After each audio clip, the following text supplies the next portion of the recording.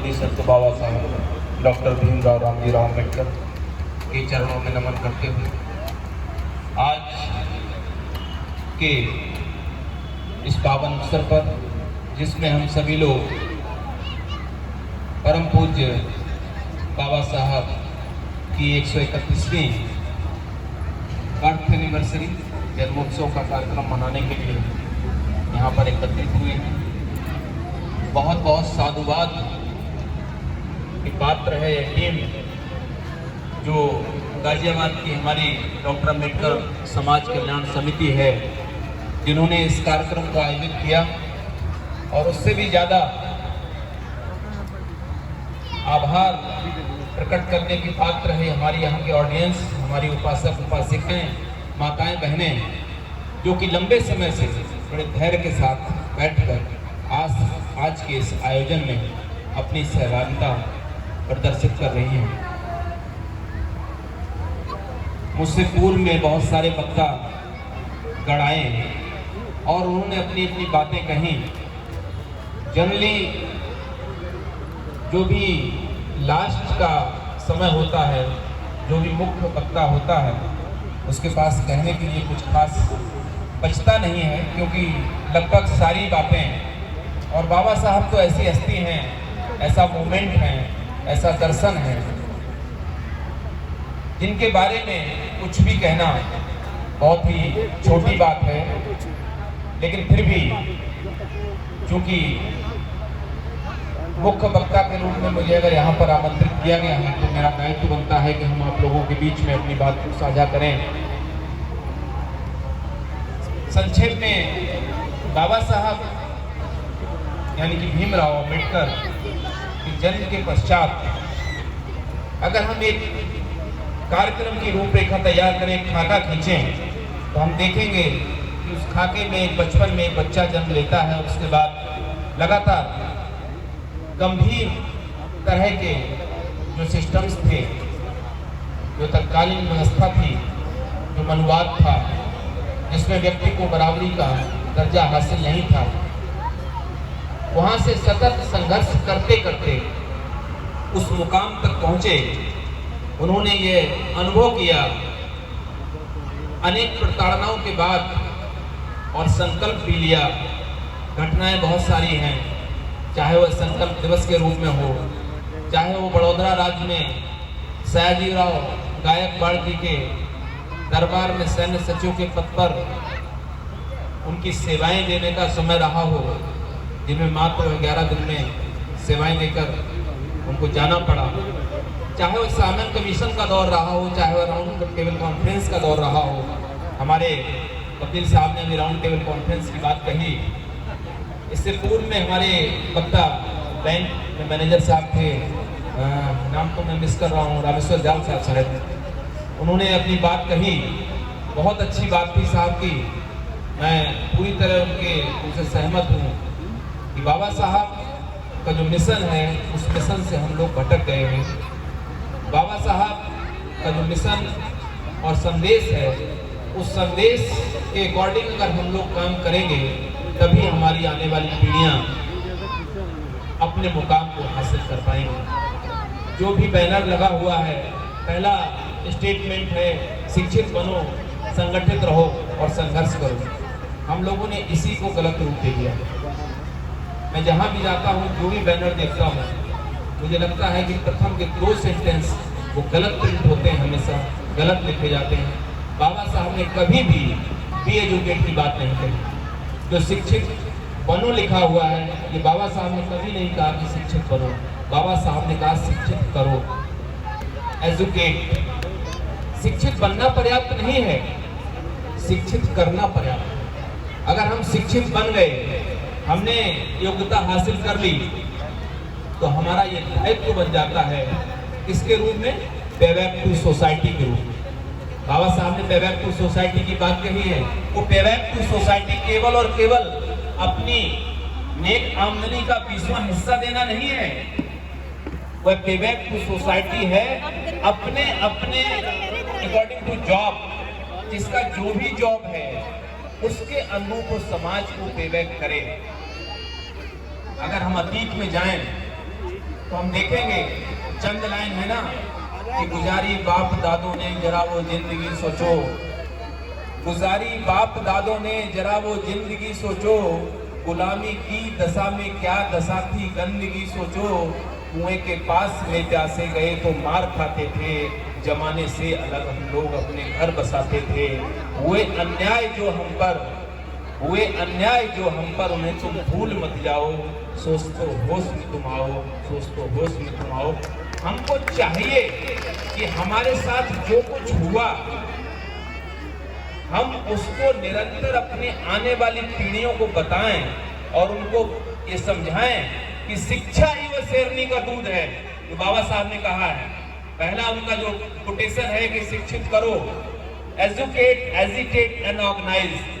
बाबा साहब ने कहा कि शिक्षा ही वह शेरनी का दूध है, जो पिएगा वो शेर की तरह दहाड़ेगा।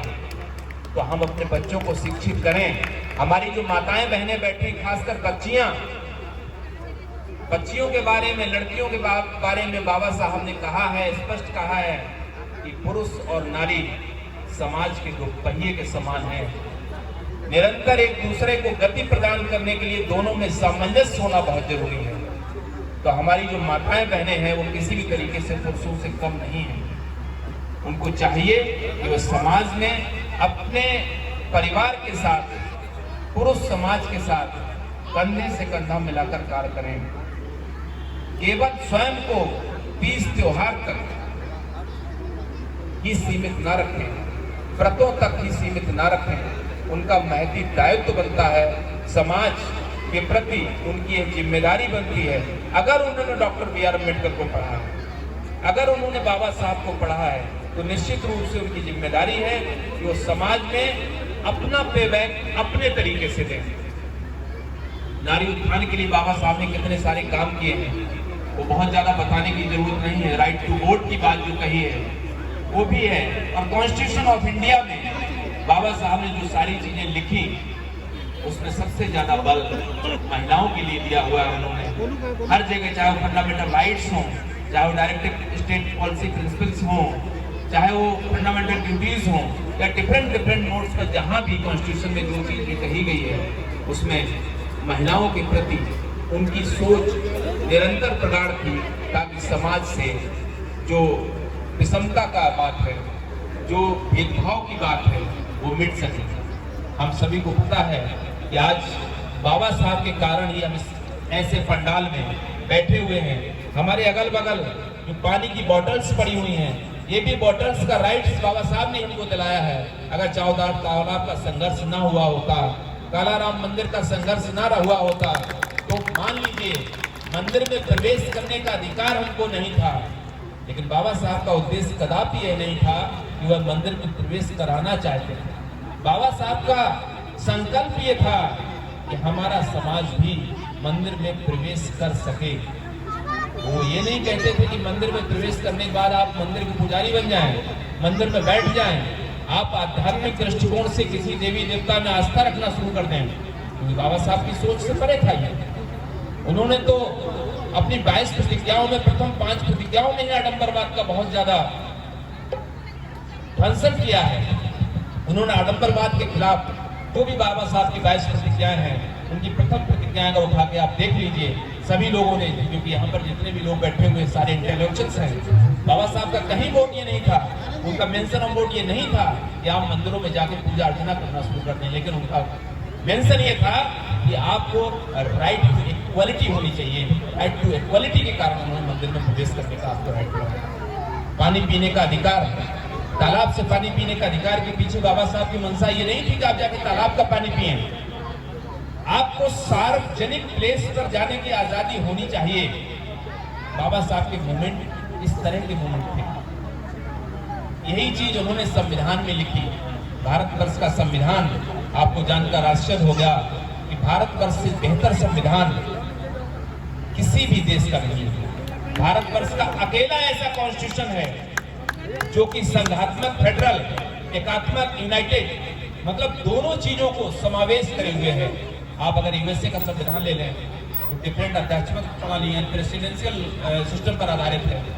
आप इंग्लैंड का संविधान ले लें, जहां से आपने संविधान को अडॉप्ट करने की बात की है, क्योंकि अंग्रेजों ने आपके ऊपर लंबे समय तक शासन किया और उसके बाद आपने एक संसदीय प्रणाली को अपनाया। लेकिन संसदीय प्रणाली को आपने केवल नहीं अपनाया, आपने उसके साथ साथ अध्यक्षीय प्रणाली को ही अपनाया। और उतना ही नहीं, आपने संघात्मकता एकात्मकता की बात की। आपने ऐसे तथ्यों को खोज कर विश्व के संविधान से आप लाए और कहते हैं मोती चुनना संविधान। कई देशों के संविधान के मोती चुनकर आपने एक ऐसा संविधान निर्मित किया। कहने को तो ड्राफ्टिंग कमेटी में 7 मेंबर्स थे, लेकिन सबको पता है कि बाबा साहब ने इस संविधान को मूर्त रूप दिया। तो ऐसे मसीहा को, जिसको डिकेड्स के पीरियड में कोलंबिया यूनिवर्सिटी ने सिंबल ऑफ नॉलेज कहा, कोलंबिया यूनिवर्सिटी ने कहा कि डॉक्टर अंबेडकर जैसा स्कॉलर आज से पहले इस यूनिवर्सिटी में कभी नहीं पढ़ा। मानव सभ्यता के इतिहास में तथागत गौतम बुद्ध, मानव सभ्यता के इतिहास में तथागत गौतम बुद्ध प्रथम पायदान है, अर्थात सामाजिक और दर्शन के क्षेत्र में बुद्ध का मुकाबला कोई नहीं कर पाया। और उसी तरीके से आपको जानकर आश्चर्य होना चाहिए और अपने मसीहा पर गर्व होना चाहिए, अपने आप पर खुद पर नाज होना चाहिए कि आप ऐसी मसीहा की संतान है जो छठवें पायदान पर है। इसके बीच में आप देखिए तथागत बुद्ध प्रथम पायदान पर और बाबा साहब छठवें पायदान पर। मानव सभ्यता के इतिहास में फिर भी हम क्या सोचते हैं कि हमने जिस कौम में जन्म लिया, हम निरंतर सर झुका के चलते हैं।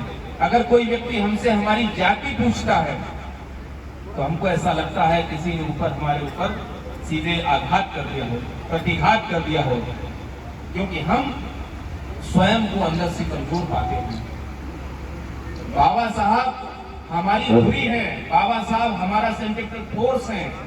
बाबा साहब को केंद्र में रखकर अगर हम तर्क की अवधारणा की बात करते हैं तो हम पाएंगे कि हमारे सामने कोई भी व्यक्ति खड़ा हो जाए, कोई भी व्यक्ति खड़ा हो जाए, तर्क में और दर्शन में आपसे ऊपर नहीं हो सकता है, क्योंकि आपका पितामह, आपका परवरिश का व्यक्ति वो है जो कि सिंबल ऑफ नॉलेज है। बराक ओबामा जैसे व्यक्ति ने कहा कि अगर वो हमारे यहाँ पैदा होते तो हम सूर्य की उपाधि से उनको नवाजते। साउथ अफ्रीका में नेल्सन मंडेला साहब कहते हैं कि भारतवर्ष से अगर कोई भी चीज लिए जाने लायक है तो केवल भारत का संविधान, जो वो डॉक्टर बी आर अम्बेडकर ने लिखा। हम ऐसे मसीहा की औलाद हैं तो हमें गर्व होना चाहिए अपने आप पर। और आज तो उत्सव का कार्यक्रम है। हमारे गायक मंडली ने जो गाने गाए यहाँ पर, जो अपनी बात कही, वो निश्चित रूप से हम सभी को अंदर से उद्वेलित करती है। और बाबा साहब तो वास्तव में सूर्य के समान हैं। उनके व्याख्यान के बारे में, भारतवर्ष हो, विश्व हो, आज विश्व का कोई भी देश हो, ब्रह्मांड का कोना कोना बाबा साहब के गुंजन से गुंजायमान हो रहा है, क्योंकि उस मसीहा ने कृत्य ही ऐसा किया है। मानवता का पोषक। अगर तथागत गौतम बुद्ध के बाद तथागत गौतम बुद्ध की करुणा, प्रज्ञा, मैत्री की जो अवधारणा है, बोधिसत्व उपाधि कोई छोटी उपाधि नहीं है। बोधिसत्व बुद्ध से पूर्व की दशा है। बुद्ध यानी कि जिसने स्वयं को जान लिया हो, भग्न यानी कि भग्नावेश कर दिया हो, सारी कड़ियों को भग्न कर दिया हो।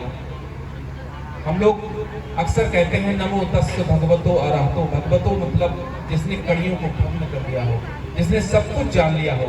और बुद्ध के पूर्व की दशा बोधिसत्व होती है। बोधिसत्व बाबा साहब के सामने जो एक नॉलेज और सिंबल के पूर्व में जो एक ये जुड़ा है, ये जो उपाधि जुड़ी है बोधिसत्व की, अर्थात बाबा साहब को बुद्ध से पूर्व की दिशा में पहुंच गए थे।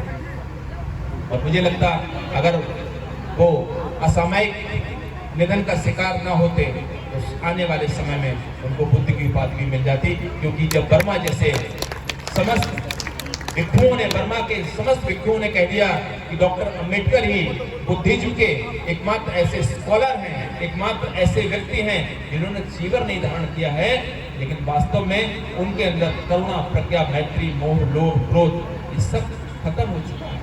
और बुद्ध का जो असली बुद्ध का जो भी दावेदार हो सकता है, उनका उत्तराधिकारी हो सकता है, वो वही व्यक्ति हो सकता है जिसने पंचशील को एक तरीके से अपने जहन में उतार लिया हो।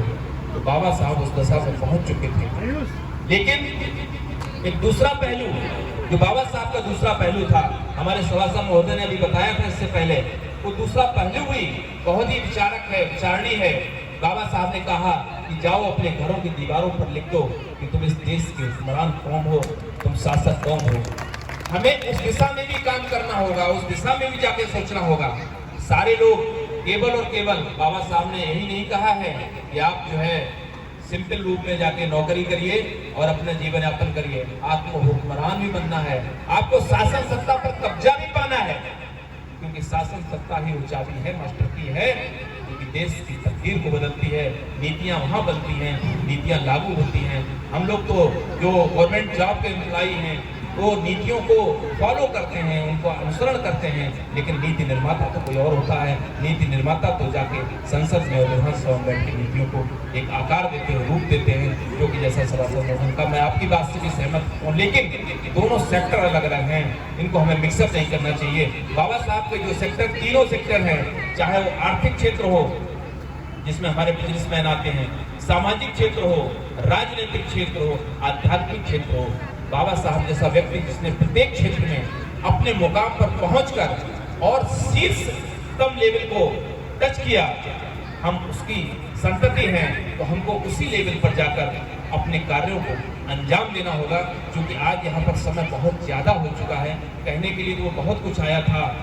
ये मान के चलिए कि बाबा साहब का जो दर्शन है, वो दर्शन अगर बाबा साहब को एक साथ समेटने की बात की जाए और किसी वक्ता को ये भी कह दिया जाए कि आपके पास 2 घंटे का समय है, बाबा साहब को समेट कर आप पूर्ण रूप में ऑडियंस के सामने रख दीजिए, तो शायद बड़ा मुश्किल है। क्योंकि बाबा साहब के दर्शन को अगर हम डिफरेंट मोड में बांटें, ये कहने की चलिए बाबा साहब की वैज्ञानिकता के बारे में बताइए, तो हो सकता है 1 घंटे में हम समेट सकें। बाबा साहब की आध्यात्मिकता के बारे में बताइए, उनका सामाजिक दृष्टिकोण बताइए, उनका जो है आर्थिक दृष्टिकोण, अर्थ का क्षेत्र।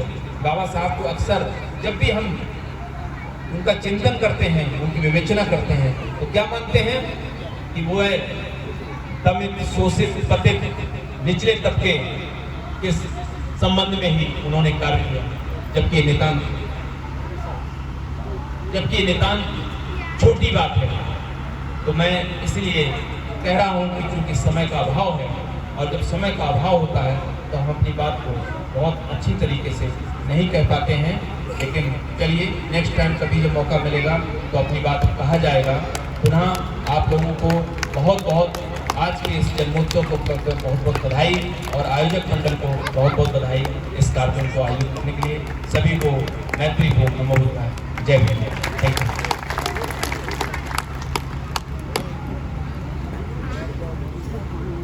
बहुत बहुत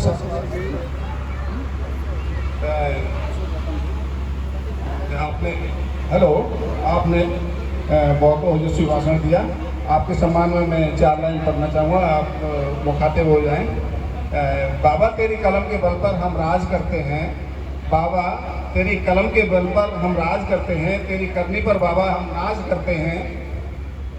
बदलेगा वक्त और जमाना भी बदलेगा, बदलेगा वक्त और जमाना भी बदलेगा, जय भीम के उद्घोष से हम ये आगाज करते हैं।